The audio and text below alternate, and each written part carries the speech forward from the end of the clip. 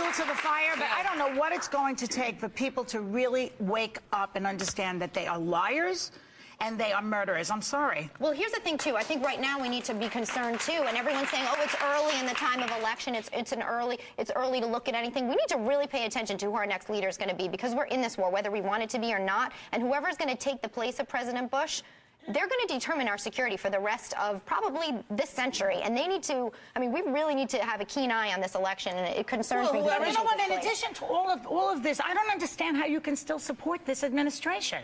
After the Katrina incident, after the incompetence that took place there, after the incompetence and the lying about this war, after you see all of something. I don't understand it. I don't understand it. Explain it to me. What is it that you still are backing them for? What? I don't believe that I'm in a place right now that I was 3 years ago in terms of this administration. All right. I believe that I have a more discerning eye in terms of what's happening in this war, but I also feel as though some, fringe liberals are taking this to a place where we're almost losing sight of the issue here. I'm very big on national security. I don't consider myself a fringe liberal. Think you are. I consider myself a mother, a woman, an American citizen, a patriotic American. That's me too. And I see what's going on. Right, I do too. So I don't even like the use of like terminology like that, a fringe liberal. I'm saying some people are taking advantage of this situation. We're losing sight of the real deal here. Who's taking advantage of the situation when we are being withheld, when the facts are not being told to the American public?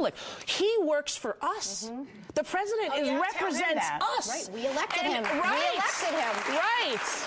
And the first thing that the president should do, whoever is the next president, is repeal the Patriot Act and replace it with the Constitution. No way. That's what this country... Yes way. If this government wants to listen in on my phone conversation, go for it. If it's going to protect Elizabeth, you are very young and you are very wrong. No, wait, hang on. No. The Patriot Act is the biggest threat to democracy in the 200-year history of this nation. I absolutely disagree with that. And you know what? I am 30 years old. I'm not so young. And the fact that I'm young, I think that's ageism. It's ageism. It's also when you get to be 45, you're going to call me up and I'm going to be in a nursing home and you're going to go, Rosie, I think I understand a little bit more.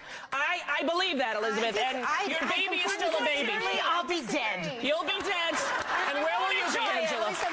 She'll be somewhere. Listen. I feel like sometimes just because you cannot say to someone, you're young, you'll understand one day. You're too old. You don't get Britney Spears, issue. Like, to say those things to people is, I think, dangerous. I know, but it's the way that I'm able to be on this live broadcast and love and support you in spite of the fact that I disagree so abhorrently with most of the things you believe. So it is what I tell myself in order to not get into the rage I feel at some of the ignorant comments.